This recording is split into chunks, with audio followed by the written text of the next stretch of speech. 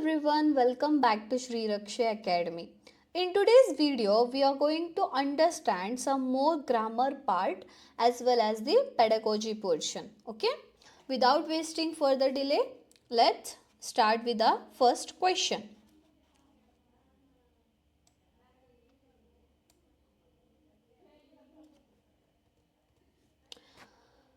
Question number 1.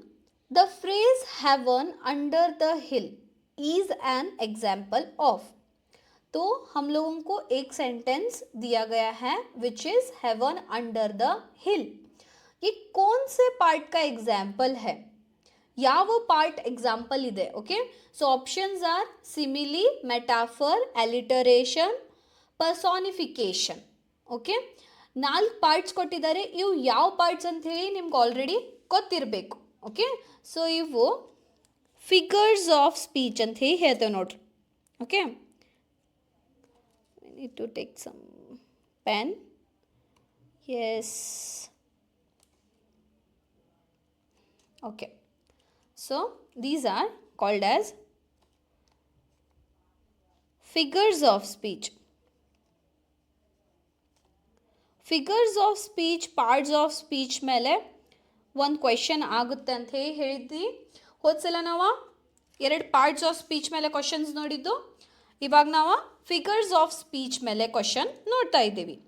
Haven under the hill ಅನ್ನೋದು ಯಾವೊಂದು figure of ಸ್ಪೀಚ್ದಲ್ಲಿ ಬರುತ್ತೆ ಅಂತ ನೋಡಬೇಕು. Simile, metaphor, alliteration, personification.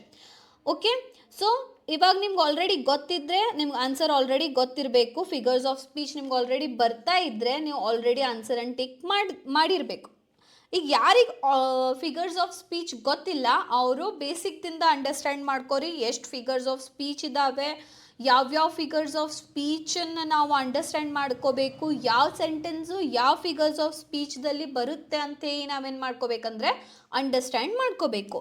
So ನಾ ಈಗ ನಿಮ್ಗೆ ಡಿಟೇಲ್ಡಾಗಿ ಕಾನ್ಸೆಪ್ಟನ್ನು ತಿಳಿಸ್ತಾ ಹೋದ್ರಂದ್ರೆ ನಿಮ್ಮ ವಿಡಿಯೋ ಬಹಳ ಲೆಂದಿ ಆಗುತ್ತೆ. ಸೊ ನಾನು ಸ್ಮಾಲ್ ಶಾರ್ಟ್ ಆ್ಯಂಡ್ ಇಂಪಾರ್ಟೆಂಟ್ ವೇದಲ್ಲಿ ನಿಮ್ಗೆ ಹೇಳ್ತೀನಿ ನೋಡ್ರಿ. ಸಿಮಿಲಿ ಅನ್ನೋದು a figure of speech that directly compares 2 different things.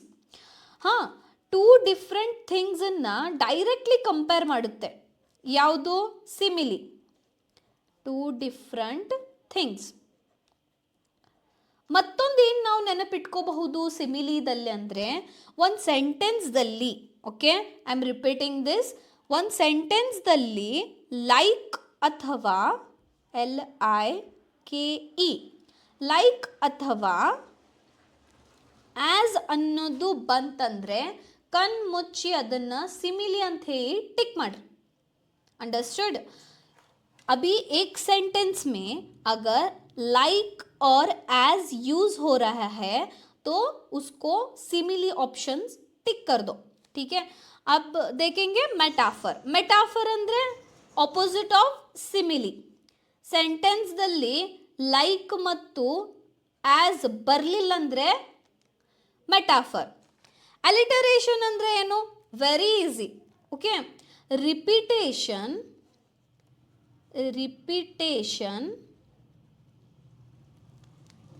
Of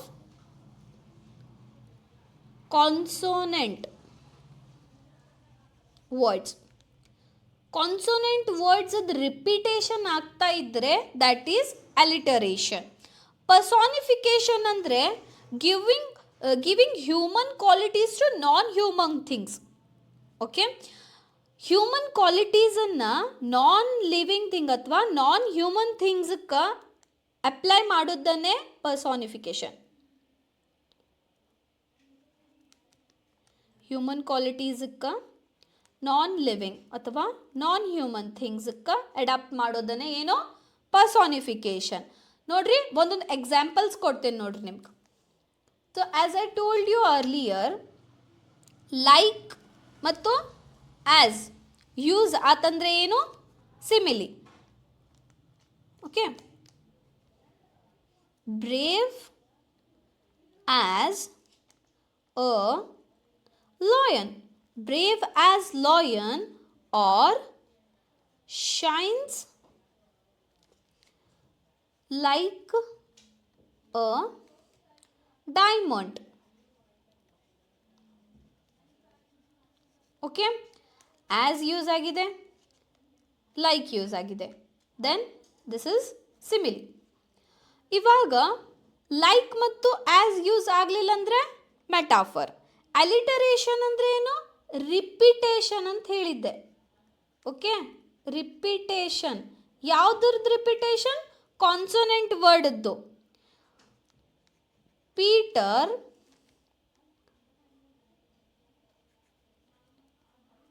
Piper picked a peck of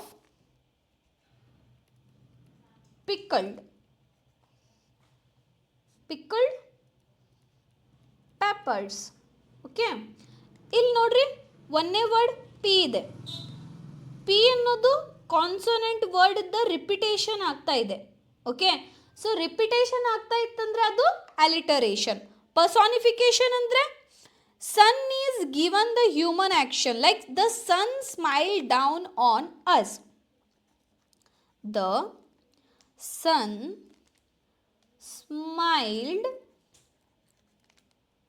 down on us. Sun ಅನ್ನೋದು ನಾನ್ ಲಿವಿಂಗ್ ಥಿಂಗ್, ಸ್ಮೈಲ್ಡ್ ಅನ್ನೋದು ಲಿವಿಂಗ್ ಥಿಂಗ್ದ ಒಂದು ಆಕ್ಷನ್, ಮಾನವನದ ಒಂದು ವರ್ತನೆ. ಓಕೆ, ಒಂದು ಆಕ್ಷನ್ ಎಕ್ಸ್ಪ್ರೆಸ್ ಮಾಡ್ತಾ ಇದೆ ಸ್ಮೈಲ್ಡ್. ನಾನ್ ಲಿವಿಂಗ್ ಥಿಂಗ್ ಜೊತೆ ನಾವು ಯಾವಾಗ ಅದನ್ನು ಆ್ಯಡ್ ಮಾಡ್ತೇವಲ್ಲ, that is personification. Okay, so ಈಗ ಹೇಳ್ರಿ, ಯಾವುದೈತಿ? ಅಂಡರ್ಸ್ಟ್ಯಾಂಡ್ ಆಗಿರ್ಬೇಕು ನಿಮ್ಗೀಗ.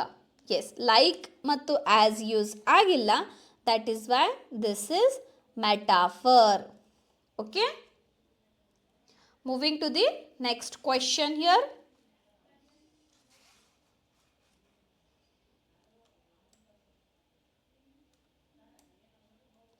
The phenomenon where a single word is associated with two or several related meanings.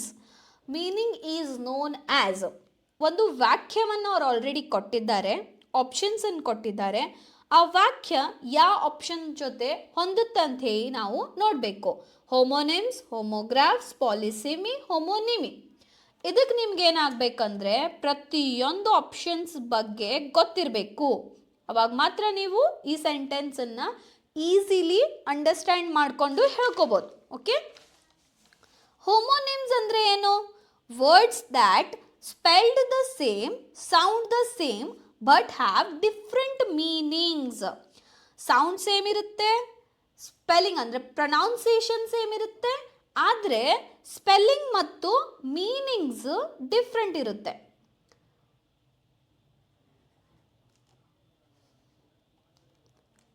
Wait,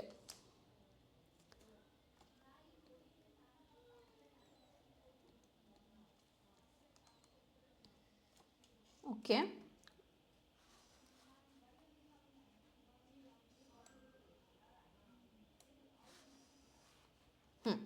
so homonyms ಅಂದ್ರೆ ಏನು? Which spelled the same, sound the same, but have different meaning. Sound same, meaning ಮಾತ್ರ different ಇರುತ್ತೆ. Meaning is different. Example ನೋಡೋಣ. SEE ಅನ್ನೋದು C, which is ನೋಡು. Okay, next ನೋಡೋಣ. SEA which is ಸಮುದ್ರ. Sound same ಮಾಡ್ತಿದ್ದೀವಿ, ಸಿ, ಆದರೆ meanings different ಇದ್ದಾವೆ. ಸಮುದ್ರ, ನೋಡು. ನೆಕ್ಸ್ಟ್ ಹೋಮೋಗ್ರಾಫ್ಸ್ ಅಂದರೆ ಏನು? Spell the same, sound the same, different meaning with spelling same. Okay, spelling same ಇರುತ್ತೆ. ಬೋ, ಆದರೆ ಈ ಬೋನೇ ಬೇರೆ, ಈ ಬೋ ಕೊಡುವಂತಹ ಅರ್ಥನೇ ಬೇರೆ. ಬೋ ಅನ್ನೋದು part of ವಿಪ್ಪನ್,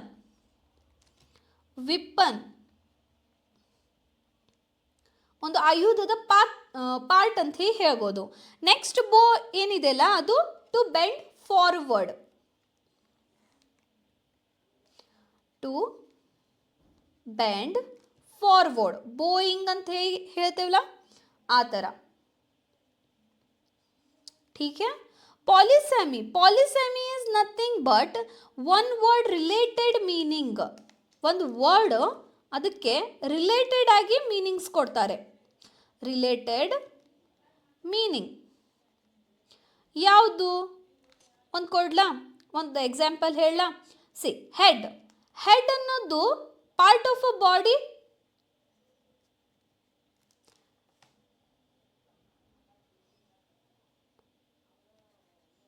or head of a person. Then HOD, head of the department ಅಂತಾರಲ್ಲ ಆ ಥರ. head of the table, head of the table ಅಂತೂ ಹೇಳ್ಬೋದು.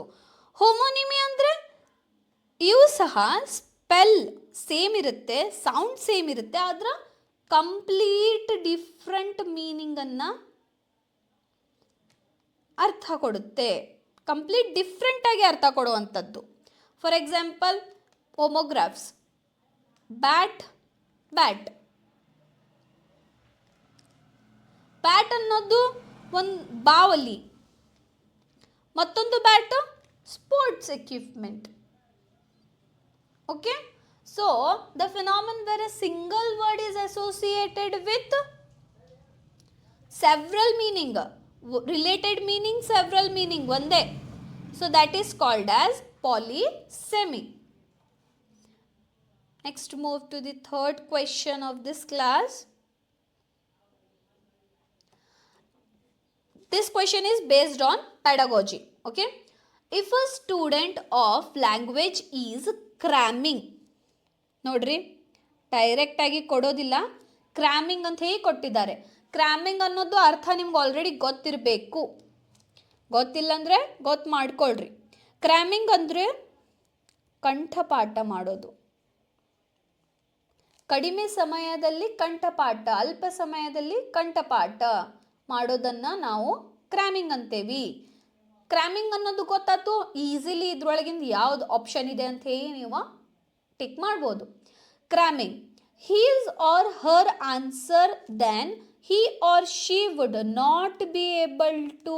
able to ಕೇಳಿಲ್ಲ, ನಾಟ್ ಬಿ ಏಬಲ್ ಟು ಅನ್ನು ಕೇಳಿದ್ದಾರೆ. ಒಬ್ಬ ವಿದ್ಯಾರ್ಥಿಯು, ಒಬ್ಬ ಮಗು ಏನು ಮಾಡ್ತಾ ಇದೆ ಅಂದ್ರೆ ಒಂದು ವಿಷಯವನ್ನು ಕಂಠಪಾಠ ಮಾಡ್ತಾ ಇದೆ. ಕಂಠಪಾಠ ಅವನು ಮಾಡ್ಕೋತಾನೆ ಇದ್ದಂದ್ರೆ ಅವನು ಯಾವ ಒಂದು ಆಪ್ಷನ್ಸ್ದಲ್ಲಿ ನಾಟ್ ಏಬಲ್ ಟು ಅವನು ಪರ್ಫಾರ್ಮ್ ಮಾಡ್ಲಿಕ್ಕೆ ಆಗೋದಿಲ್ಲ. ಓಕೆ, ಅಟೆಂಪ್ಟ್ ಕ್ವೆಶ್ಚನ್ ಆನ್ಸರ್, ಕಂಠಪಾಠ ಒಂದು ವಿಷಯದ ಬಗ್ಗೆ ಕಂಠಪಾಠ ಮಾಡಿದ್ದಂದ್ರೆ ಅಟೆಂಪ್ಟ್ ಕ್ವೆಶ್ಚನ್ ಆನ್ಸರ್ ಮಾಡ್ಬೋದು. ಓಕೆ, ಪ್ರಶ್ನೆ ಉತ್ತರವನ್ನು ಅವನು ಬರೀಬಹುದು, ಉತ್ತರವನ್ನು ಕಂಠಪಾಠ ಮಾಡಿದ್ದಾನೆ ಅದನ್ನು ಬರೀಬಹುದು. ಅಟೆಂಪ್ಟ್ ವೊಕ್ಯಾಬ್ಲರಿ ಬೇಸ್ಡ್ ಎಕ್ಸಸೈಸಸ್, ಪದಕೋಶ ಆಧಾರಿತ. ಓಕೆ, ಒಂದು ವರ್ಡ್ ಇರುತ್ತೆ, ಅದಕ್ಕೆ ಪದಕೋಶ ಆಧಾರಿತ ಕ್ವೆಶನ್ಸ್ ಇದ್ದು ಅಂದರೆ ಅದನ್ನು ಅವ ಸಹ ಕಂಠಪಾಠದ ಮುಖಾಂತರ ಮಾಡಬಹುದು. Then attempt structure and questions ಅಂದರೆ ವಾಕ್ಯ ರಚನಾ, ವಾಕ್ಯ ಪ್ರಶ್ನೆ, ಅದನ್ನು ಸಹ ಒಂದು ಕಂಠಪಾಠದ ಮುಖಾಂತರ ಮಾಡಬಹುದು. Attempt creating the writing, not be able to attempt creating the writing, ಅವನು ಸ್ವತಃ ಹೊಸ ವಿಷಯ ರಚಿಸಿ ಬರೆಯೋದಕ್ಕೆ ಆಗೋದಿಲ್ಲ. ಬಿಕಾಸ್ ಒಂದು ವಿಷಯವನ್ನು ಅವನೇನು ಮಾಡ್ತಾ ಇದ್ದಾನೆ, ಕಂಠಪಾಠ ಮಾಡ್ತಾ ಇದ್ದಾನೆ. ಸೊ ಕ್ರಾಮಿಂಗ್ ನೆನಪಿಟ್ಕೊಳ್ರಿ, ಕ್ವಶನ್ ಆಗಬಹುದು. ಏನಂತ, cramming is a positive word or negative word. Okay, so cramming is definitely a negative word. Why? Because it does not promote understanding or creativity. ಮಗುವಲ್ಲಿ ಯಾವುದೋ ರೀತಿಯಿಂದ ಡೆವಲಪ್ಮೆಂಟ್ ಆಗಲಿಕ್ಕೆ ಅಥವಾ ಒಂದು ವಿಷಯವನ್ನು ಅಂಡರ್ಸ್ಟ್ಯಾಂಡ್ ಮಾಡಿ ಓದಲಿಕ್ಕೆ ಅದು ಸಾಧ್ಯವಾಗುವುದಿಲ್ಲ. ಅದರ ಮುಖಾಂತರ ಏನಂದರೆ ಆ ಮಗು ಸೃಜನಾತ್ಮಕ ಆಗೋದಿಲ್ಲ, ಅವನಲ್ಲಿ ಸೃಜನಾತ್ಮಕತೆ ಅನ್ನೋದನ್ನೇ ಬೆಳೆಯೋದಿಲ್ಲ. ಓಕೆ, ಅವನು ಸೃಜನಶೀಲ ಒಬ್ಬ ವಿದ್ಯಾರ್ಥಿ ಆಗಬೇಕಂದ್ರೆ ಓವರ್ ಆಲ್ ಡೆವಲಪ್ಮೆಂಟ್ ಅವನದು ಮುಖ್ಯವಾಗಿರುತ್ತೆ. ಸೊ ಅವನೇನಾದರೂ ಕಂಠಪಾಠ ಪ್ರತಿಯೊಂದು ವಿಷಯದಲ್ಲಿ ಯೂಸ್ ಆಗೋದಿಲ್ಲ, ಪ್ರತಿಯೊಂದು ವಿಷಯವು ಡಿಫ್ರೆಂಟ್ ಆಗಿರುತ್ತೆ. ಸೊ ಆ ರೀತಿಯಿಂದ cramming is a negative word.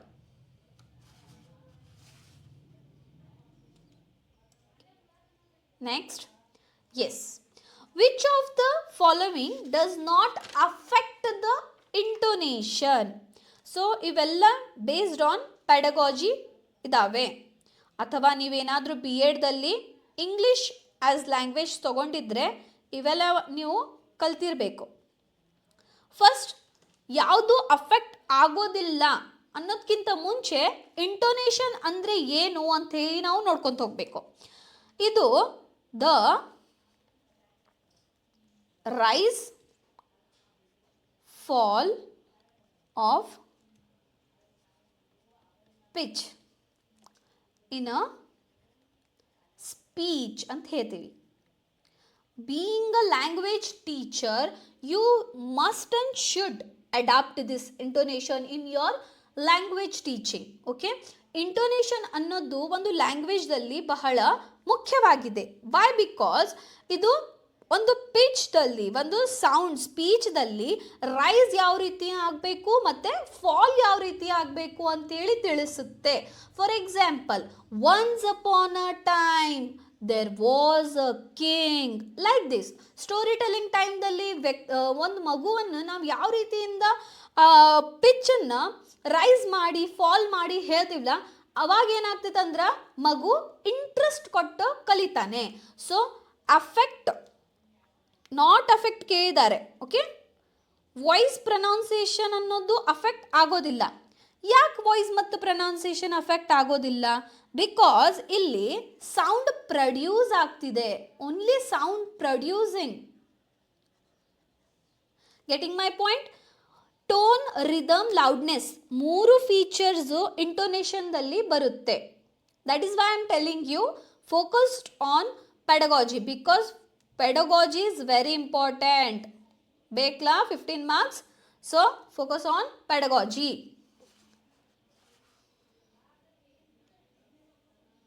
pedagogy notes ಬೇಕಾತಂದ್ರೆ ಕಾಮೆಂಟ್ ಡೌನ್ ಮಾಡ್ರಿ. ನಾನು ನಿಮ್ಗೆ ಗ್ರೂಪ್, ಟೆಲಿಗ್ರಾಮ್ ಗ್ರೂಪ್ ಮತ್ತು ವಾಟ್ಸಪ್ ಚಾನಲ್ದಲ್ಲಿ ಕಳಿಸ್ತೀನಿ. Okay, see this question is also based on pedagogy. ಯಾಕೆ ನಾನು ಪೆಡಗಾಜಿ ಕ್ವೆಶನ್ಸನ್ನು ಎಕ್ಸ್ಟ್ರಾ ಫೋಕಸ್ ಮಾಡ್ತಾ ಇದ್ದೀನಿ ಅಂದರೆ, ಗ್ರಾಮರ್ ಬರೋದು 3 to 4 marks R 2 to 3 marks. ಆದರೆ 15 marks ನಮ್ಮ ಕೈಯಲ್ಲಿದೆ.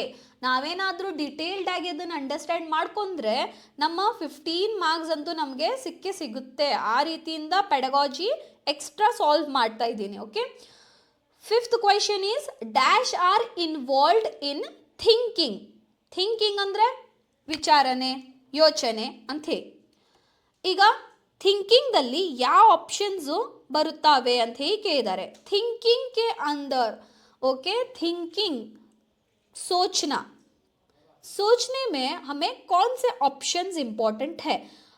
ऑप्शंस इंपॉर्टेंट ಇರೋದಕ್ಕಿಂತ ಆಪ್ಷನ್ಸನ್ನು ಸೀಕ್ವೆನ್ಸ್ ವೈಸ್ ಹಾಕೋದು ಇಂಪಾರ್ಟೆಂಟ್. ಓಕೆ, ಇಮೇಜ್ ಕೊಟ್ಟಿದ್ದಾರೆ, ಲ್ಯಾಂಗ್ವೇಜ್ ಕೊಟ್ಟಿದ್ದಾರೆ, ಇಮ್ಯಾಜಿನೇಷನ್ ಕೊಟ್ಟಿದ್ದಾರೆ, ಪ್ರೊಪೊಸಿಷನ್ ಕೊಟ್ಟಿದ್ದಾರೆ, ಕಾನ್ಸೆಪ್ಟ್ ಕೊಟ್ಟಿದ್ದಾರೆ. ಸೊ ಇವೆಲ್ಲ ನಾವೇನು ಮಾಡ್ಬೇಕಂದ್ರೆ ಆಪ್ಷನ್ಸ್ ಸೀಕ್ವೆನ್ಸ್ ವೈಸ್ ಹಾಕಬೇಕು. ಅವಾಗ ನಮ್ದು ಕರೆಕ್ಟ್ ಆನ್ಸರ್ ಟಿಕ್ ಆಗುತ್ತೆ. ಇಮೇಜ್ ಅಂದರೆ ಏನು? ಇಮೇಜ್, ಈಗ ನಾವು ಎಕ್ಸಾಂಪಲ್ ತಗೊಳ್ಳೋಣ. ನಾವೊಂದು ನಿಮ್ಗೆ ಎಕ್ಸಾಂಪಲ್ ಕೊಡ್ತೀನಿ. Cake. Okay, your example is cake. Cake ಅನ್ನೋದು ನಾವೊಂದು ನಿಮ್ಗೆ ವರ್ಡನ್ನು ಕೊಟ್ಟಿದ್ದೇನೆ. ಈಗ ನೀವು ಕೇಕದ ಇಮೇಜನ್ನು ಪ್ರೊಸೆಸ್ ಮಾಡ್ಕೋಬೇಕು. ಓಕೆ, ಮೆಂಟಲ್ ಪಿಕ್ಚರ್ ನಿಮ್ಮ ತಲೆ ಒಳಗೆ ರೆಡಿ ಆಯಿತು ಕೇಕ್ ಬಗ್ಗೆ. ಓಕೆ, ನಾವೀಗ ನೀವೇನು ಮಾಡ್ತೀರಿ? ಲ್ಯಾಂಗ್ವೇಜ್ ಹುಡುಕ್ಬೇಕು. ಯಾಕೆ ಲ್ಯಾಂಗ್ವೇಜ್ ಹುಡುಕ್ಬೇಕು? ಲ್ಯಾಂಗ್ವೇಜ್ದಿಂದ ನಾವೇನು ಹುಡುಕ್ತೀವಿ? ಸಿಂಬಾಲ್ಸ್. ಕೇಕ್ ಇದೆ, ಕೇಕ್ದಲ್ಲಿ ಹೆಸರು ಬರಿಬೇಕು. ಯಾರು ಬರ್ಡೇ ಸೆಲೆಬ್ರೇಟ್ ಮಾಡ್ತಾ ಇದ್ದೀರಿ ಅದ್ರ ಹೆಸರು ಬರಿಬೇಕು. ಅದ್ರಗೋಸ್ಕರ ಅದ್ರ ಜೊತೆ ಏನಾದರೂ ನೀವು ಅವ್ರಿಗೆ ಹೇಳೋದಿತ್ತಂದರೆ ವರ್ಡ್ಸ್ ಅಥವಾ ಐಡಿಯಾಸನ್ನು ಕ್ರಿಯೇಟ್ ಮಾಡ್ತೀರಿ. ಈ ರೀತಿ ಮಾಡಬೇಕು, ಈ ರೀತಿ ಪಿಕ್ಚರ್ಸ್ ತೆಗಿಬೇಕು. ಓಕೆ, ಫ್ರೆಂಡ್ಸ್ದಲ್ಲಿ ನಾವು ಯಾವ ರೀತಿಯಿಂದ ಸೆಲೆಬ್ರೇಷನ್ ಮಾಡೋ ಮುಖಾಂತರ ಇದನ್ನು ತಿಳ್ಕೊಬೋದು. ನೆಕ್ಸ್ಟ್ ನಾವೇನು ನೋಡ್ಕೋಬೇಕಂದ್ರೆ concept is very important. Okay, concept ಯಾಕೆ ಇಂಪಾರ್ಟೆಂಟ್? ಎಲ್ಲಿ ಸೆಲೆಬ್ರೇಟ್ ಮಾಡೋರು ನೀವು cake? Okay, so that is important. That is for preparation ಅಂತ ಹೇಳಿ ಹಾಕ್ಬೋದು. ಓಕೆ, ನೆಕ್ಸ್ಟ್ ನೋಡ್ರಿ, ನೆಕ್ಸ್ಟ್ ಏನು ಬರುತ್ತೆ? ಪ್ರೊಪೊಸಿಷನ್. ಪೊಸಿಷನ್ ಎಲ್ಲಿ ಬೇಕು?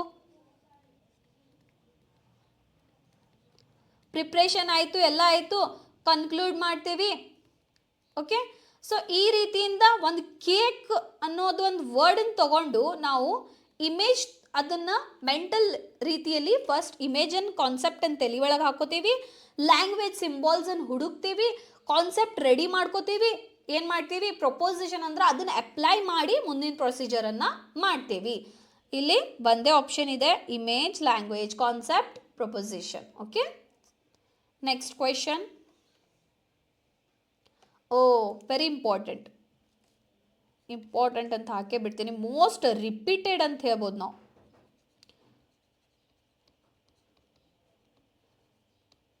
ಏನು ಇಂಪಾರ್ಟೆಂಟ್ ಆಗಿ ನೀವು ನೋಡಲಿಲ್ಲ ಅಂದರೂ ಇದನ್ನು ಮಾತ್ರ ನೋಡ್ರಿ. ಓಕೆ. ಇದಕ್ಕೆ ನಾವು GTM ಮೆಥಡ್ ಅಂತೂ ಕರಿತೀವಿ. GTM ಮೆಥಡ್ ಅಂತೇಳಿ 2 ಕ್ವೆಶನ್ ಪೇಪರ್ಸ್ ಮೇಲೆ ದಲ್ಲಿ ಕೇಳಿದ್ದಾರೆ. ನೆಕ್ಸ್ಟ್ ಈ ರೀತಿನೂ ಕೇಳಿದ್ದಾರೆ ನೋಡ್ರಿ, grammar translation method basically use to teach. ಏನು ಟೀಚ್ ಮಾಡಲಿಕ್ಕೆ ನಾವು GTM ರೂಲ್ಸನ್ನು, GTM ಮೆಥಡನ್ನು ಯೂಸ್ ಮಾಡ್ತೀವಿ. ಇದೊಂದು traditional method. Okay.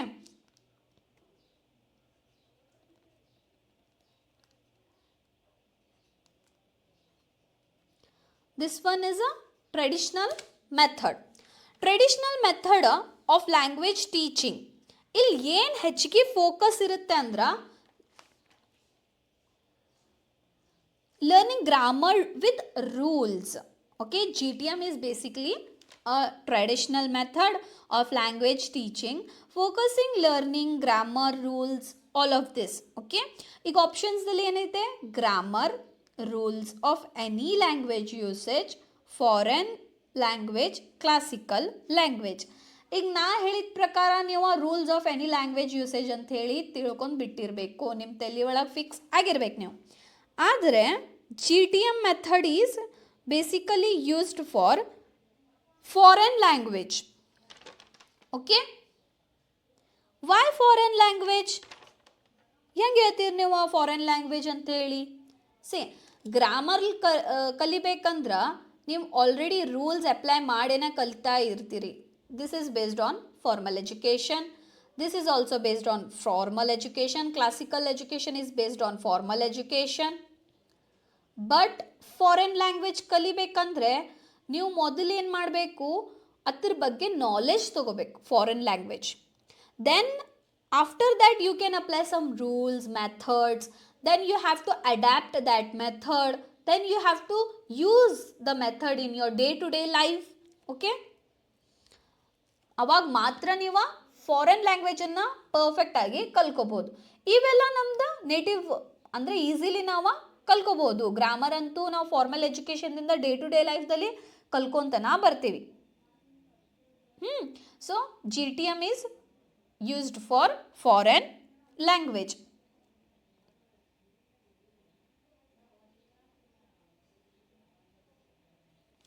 Yes.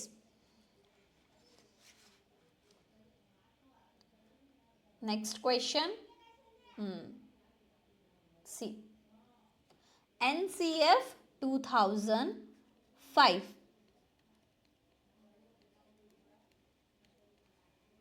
According to NCF Kedar, at the initial stage of language learning, dash may be one of the language for learning activities. Yes, learning activities create the child awareness to the world. NCF ಮುಖಾಂತರ ಕೇದಾರ. English vernacular language, second language Hindi. Okay. English ನಾವೇನು ಮಾಡ್ಬೇಕಂದ್ರೆ child ಅವೇರ್ನೆಸ್ಸನ್ನು world ತೋರಿಸ್ಬೇಕು. According to NCF, not according to me or not according to you. ಅವ್ರು ಕೇಳ್ತಾ ಇರೋದು NCF ಮುಖಾಂತರ ಕ್ರಿಯೇಟಿವ್ ಆ್ಯಕ್ಟಿವಿಟೀಸನ್ನು ಲರ್ನಿಂಗಲ್ಲಿ ಅಡಾಪ್ಟ್ ಮಾಡಿ ಯಾವ ರೀತಿಯಿಂದ child awareness to the world ನಾವು ತೋರಿಸಬಹುದು ಅಂತೇಳಿ ಕೇಳ್ತಾ ಇದ್ದಾರೆ. ಓಕೆ. ಸೊ ಇಂಗ್ಲೀಷ್ ಕಲಿಸೋ ಮುಖಾಂತರನೋ, ವರ್ನ್ಯಾಕ್ಯುಲರ್ ಲ್ಯಾಂಗ್ವೇಜ್ ಮುಖಾಂತರನೋ, ಸೆಕೆಂಡ್ ಲ್ಯಾಂಗ್ವೇಜ್ ಮುಖಾಂತರನೋ, ಹಿಂದಿ ಮುಖಾಂತರನೋ, ಇವೆಲ್ಲ ಮೂರು ಏನದಾವ ಲ್ಯಾಂಗ್ವೇಜಸ್ ಅದಾವು. Vernacular language is also language. But vernacular ಲ್ಯಾಂಗ್ವೇಜ್ದಲ್ಲಿ ಏನಾಗುತ್ತೆ ಅಂದರೆ ಮೋಸ್ಟ್ ಆಫ್ ದಿ ಲ್ಯಾಂಗ್ವೇಜಸ್ ಕೂಡಿ ನಾವೇನು ಮಾಡ್ಬೋದು ಅಂದರು ಎಲ್ಲ ರೀತಿಯ ವಿದ್ಯಾರ್ಥಿಗಳು ನಮ್ಮೊಂದು ತರಗತಿಯಲ್ಲಿ ಇರ್ತಾರೆ. ಹಾಂ, ಸೊ ಆ ಒಂದು ಬೇಸಿಕ್ ಕಾನ್ಸೆಪ್ಟನ್ನು ತಲೆ ಒಳಗೆ ಇಟ್ಕೊಂಡು NCF ಏನು ಮಾಡಿದೆ ಅಂದರೆ ವರ್ನ್ಯಾಕ್ಯುಲರ್ ಲ್ಯಾಂಗ್ವೇಜಸ್ ಮುಖಾಂತರ ಲರ್ನಿಂಗ್ ಆ್ಯಕ್ಟಿವಿಟೀಸ್ ಅನ್ನು ಕ್ರಿಯೇಟ್ ಮಾಡೋ ಮುಖಾಂತರ ಚೈಲ್ಡ್ ಅವೇರ್ನೆಸ್ ಟು ದ ವರ್ಲ್ಡನ್ನು ತೋರಿಸ್ಲಿಕ್ಕೆ ಒಂದು ಕ್ರಮ ಕೈಗೊಂಡಿದೆ ಅಂತ ಹೇಳಿ ಹೇಳ್ಬೋದು.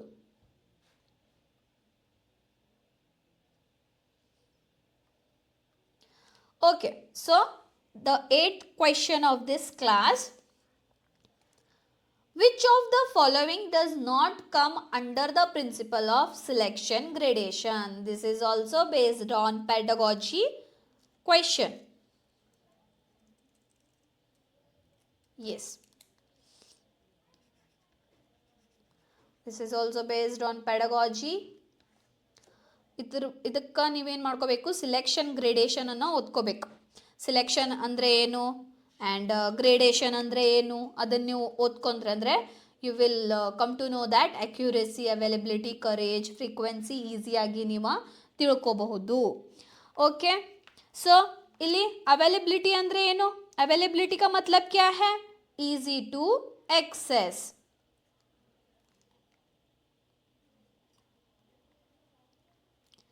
एंड फिर हमें क्या देखेंगे?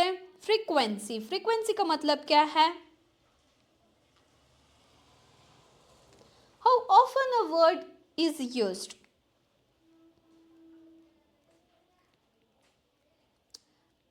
एक वर्ड है जो कितनी बार, मतलब कब कब यूज हो रहा है. Courage. What is courage? helps in communication. Okay, helps in communication. ಈಗ ನಾನು 3 ಆಪ್ಷನ್ಸ್ ಮಾತ್ರ ಯಾಕೆ ನಿಮ್ಗೆ ಡೀಟೇಲ್ಡಾಗಿ ಹೇಳಿದೆ ಅಂದರೆ ಇವೆಲ್ಲ ಬರೋದು ಸಿಲೆಕ್ಷನ್ ಆ್ಯಂಡ್ ಗ್ರೇಡೇಷನ್. ನಮ್ಮ ಕ್ವಶನ್ ಕೇಳಿರೋದು does not come under. So accuracy ಅನ್ನೋದು ಸೆಲೆಕ್ಷನ್ ಗ್ರೇಡೇಷನ್ದಲ್ಲಿ ಬರೋದಿಲ್ಲ. ನೀವೇನು ಮಾಡಿರಿ, ಇವತ್ತು ಪೆಡಗಾಜಿ ನೋಟ್ಸನ್ನು ಓದ್ರಿ, ನಂಗೆ ಬಂದು ನೀನು ಕಾಮೆಂಟ್ ಮಾಡಿರಿ ಏನಂತ ಹೇಳಿ, ಅಕ್ಯುರಸಿ ಅನ್ನೋದು ಯಾವ ಒಂದು ಪಾರ್ಟ್ದಲ್ಲಿ ಬರುತ್ತೆ. ಓಕೆ, ನೀವು ನನಗೆ ಬಂದು ಹೇಳಬೇಕು ಕಾಮೆಂಟ್ಸ್ದಲ್ಲಿ ಅಕ್ಯುರಸಿ ಅನ್ನೋದು ಯಾವ ಪಾರ್ಟ್ದಲ್ಲಿ ಬರುತ್ತೆ ಅಂತ ಹೇಳಿ. ಇದರಿಂದ ನಿಮ್ಮ ಥಿಂಕಿಂಗ್ ಪ್ರೊಸೆಸ್ಸೂ ಹೆಚ್ಚಾಗ್ತೈತಿ, ಪ್ಲಸ್ ನೀವೇನು ಮಾಡ್ತೀರಂದ್ರೆ ಅದನ್ನು ಹುಡುಕ್ತೀರಿ ಅಕ್ಯುರಸಿ ಅನ್ನೋದು ಯಾವ ಪೆಡಗಾಜಿ. ಸೊ ಯಾವಾಗ ನೀವು ಎಫರ್ಟ್ಸ್ ಹಾಕಿ ನೀವು ಹುಡುಕಿ ನೀವು ಕ್ವಶನನ್ನು ಆನ್ಸರ್ ಮಾಡ್ತಿರಲ್ಲ, ಆ ಕ್ವಶನ್ ಏನಾದರೂ ಎಕ್ಸಾಮ್ದಲ್ಲಿ ಬಂತಂದರೆ ನೀವು ಈಸಿಯಾಗಿ ಹೆಲ್ಪ್ಫುಲ್ಲಾಗಿ ಅದನ್ನು ಅಂಡರ್ಸ್ಟ್ಯಾಂಡ್ ಮಾಡಿ ಟಿಕ್ ಮಾಡ್ಬೋದು. ಸೊ ಅಕ್ಯುರಸಿ ಅನ್ನೋದು ಯಾವ ಒಂದು ಪಾರ್ಟ್ದಲ್ಲಿ ಬರುತ್ತೆ ಅಂತ ಹೇಳಿ ನೀವು ನಮ್ಗೆ ಹೇಳಬೇಕು. ಸೆಲೆಕ್ಷನ್ ಗ್ರೇಡೇಷನ್ ಅದರಲ್ಲಂತೂ ಅದು ಬರೋದಿಲ್ಲ. Moving to the 9th question of this class. The word that is opposite meaning to the word muddled. Muddled ಅನ್ನೋ ಒಂದು ವರ್ಡ್ opposite meaning ಏನು? I am repeating this. NCERT language book. Please language book ಮೇಲೆ glossary words ಅನ್ನು ಮಾಡ್ರಿ. glossary words Karo. NCERT 6th to 8th. Write down in your notebooks all the glossary words, then go through it daily. Okay, so ನೀವು easily ಅದನ್ನು ಮಾಡ್ಬೋದು. ಇದು ಸಹ ಮಡಲ್ಡ್ ಅನ್ನೋದು NCERT book ಅದಲ್ಲಿಂದ ಒಂದು ಕ್ವೆಶನ್ ಬಿದ್ದಿದೆ. ಇದರದ ಮೀನಿಂಗ್ ಏನಂದರೆ ಕನ್ಫ್ಯೂಸ್ಡ್ ಆರ್ ಮತ್ತೇನು ಹೇಳಬೇಕು ಅಂದರೆ ಡಿಸ್ಆರ್ಡರ್ಡ್. ಮಡಲ್ಡ್ ಅಂದರೆ ಡಿಸ್ಆರ್ಡರ್ಡ್. ಈಗ ಈಸಿಲಿ ನೀವು ಅದನ್ನು ತಿಳ್ಕೊಂಡಿರಬೇಕು. ನಿಮ್ಗೆ आप सबको पता चल गया होगा डिसऑर्डर का ऑपोजिट क्या होता है? Ordered. Ordered, disordered. yes, the last question of this class.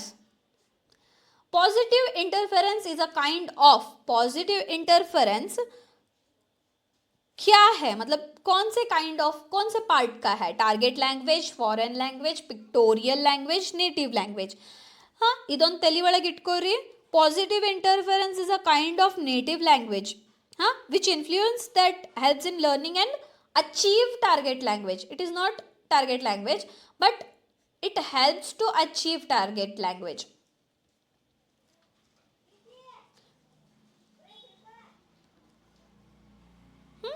Positive interference, which is native languages are correct answer. Positive interference is a kind of native language. ಯಾಕೆ ನೇಟಿವ್ ಲ್ಯಾಂಗ್ವೇಜ್? ನೇಟಿವ್ ಲ್ಯಾಂಗ್ವೇಜ್ ಅಂತೇಳಿ question ಕೇಳಲಿಲ್ಲ ಅಂದ್ರೂ native language ಅನ್ನೋದು ಶಬ್ದ ನಿಮ್ಮದೊಂದು question ಪೇಪರ್ದಲ್ಲಿ compulsory ಬರುತ್ತೆ. Okay, native language ಅಂದರೆ ಏನಂದರೆ, ಯಾವ ಲ್ಯಾಂಗ್ವೇಜನ್ನು ಕಲೀಲಿಕ್ಕೆ ನಮ್ಗೆ ಫಾರ್ಮಲ್ ಎಜುಕೇಷನ್ ಬೇಕಾಗಿಲ್ಲ, ಆ ಥರದ್ದು ಒಂದು ಲ್ಯಾಂಗ್ವೇಜನ್ನು ನಾವು ನೇಟಿವ್ ಲ್ಯಾಂಗ್ವೇಜ್ ಅಂತ ಹೇಳಿ ಹೇಳ್ಬೋದು. ಮದರ್ ಲ್ಯಾಂಗ್ವೇಜ್, ಮದರ್ ಟಂಗ್ ಅಂತ ಹೇಳ್ತೀವಿ. ಅದಕ್ಕೆ ನಮ್ಗೆ ಯಾವುದೋ ರೀತಿಯಿಂದ ಬೇಸಿಕ್ ರೂಲ್ಸ್ ಅಪ್ಲೈ ಮಾಡೇನ ಕಲಿಬೇಕು, ಬೇಸಿಕ್ ಮೆಥಡ್ ಅಪ್ಲೈ ಮಾಡೇನ ಕಲಿಬೇಕು, ಈ ವರ್ಡ್ಗೆ ಈ ರೀತಿನೇ ಹೇಳಬೇಕು ಅಂತೇಳಿ ಸ್ಟಾರ್ಟಿಂಗ್ ಯಾವುದೋ ರೀತಿಯಿಂದ ಪ್ರೆಷರ್ ಇರೋದಿಲ್ಲ. ಸೊ ಯಾವಾಗ ನಮ್ಗೆ ಆ ರೀತಿಯಿಂದ ಲ್ಯಾಂಗ್ವೇಜಸ್ ಬರ್ತಾವೆ, ಆ ಒಂದು ಲ್ಯಾಂಗ್ವೇಜನ್ನು ನೇಟಿವ್ ಲ್ಯಾಂಗ್ವೇಜ್ ಅಂತ ಹೇಳಿ ಹೇಳ್ತೀವಿ. Okay everyone? So if you like this video of this session, okay, so please like this video and share with your friends and comment down how you felt about this class. ಈ ಒಂದು class ಬಗ್ಗೆ ನಿಮ್ಗೆ ಯಾವ ರೀತಿ ಅನಿಸಿದೆ, ಅಥವಾ ಏನಾದರೂ questions ಅರ್ಥ ಆಗಿಲ್ಲ, ಯಾವುದಾದ್ರೂ ಒಂದು ಹೆಲ್ಪ್ ನಿಮ್ಗೆ ಬೇಕಾತಂದರೆ ನೀವು ಕಾಮೆಂಟ್ಸ್ದಲ್ಲಿ ತಿಳಿಸಿ. ನಾನು ಕಾಮೆಂಟ್ಸ್ ಓದಿ ನಿಮ್ಗೆ ಏನಾದರೂ ಹೆಲ್ಪ್ ನನ್ನಿಂದ ಸಾಧ್ಯವಾದಂದರೆ ಅದನ್ನು ಮಾಡ್ತೀನಿ. ಕಾಮೆಂಟ್ಸ್ ಮಾಡಿರಿ. Please like this video. ನಾವಿಷ್ಟೆಲ್ಲ ಎಫರ್ಟ್ಸ್ ಮಾಡಿ ನಿಮಗೋಸ್ಕರ ಟೈಮ್ ಮ್ಯಾನೇಜ್ ಮಾಡಿಕೊಂಡು ನಿಮಗೋಸ್ಕರ ನಾವು ಇದನ್ನು ಒಂದು ವಿಡಿಯೋಸನ್ನು ಮಾಡ್ತಾ ಇದ್ದೀವಿ ಅಂದರೆ ಒಂದು ಲೈಕ್ ಮಾಡ್ಲಿಕ್ಕೆ ನಿಮ್ಗೇನೂ ಆಗೋದಿಲ್ಲ. ಓಕೆ, ಸೊ ನಮ್ಗೆ ಅದರಿಂದ ಮೋಟಿವೇಶನ್ ಸಿಗುತ್ತೆ. ವ್ಯೂಸ್ ಮಾತ್ರ ಆಗುತ್ತೆ, ಆದರೆ ವ್ಯೂಸ್ ಪ್ರಕಾರ ಲೈಕ್ಸ್ ನಮಗೆ ಸಿಗೋದಿಲ್ಲ. Okay, so please like this video and share with your friends. Comment down below how you felt about this class. Thank you for watching. Please prepare for your CTET exam. I hope you will crack your exam in 2026. Yes, bye bye.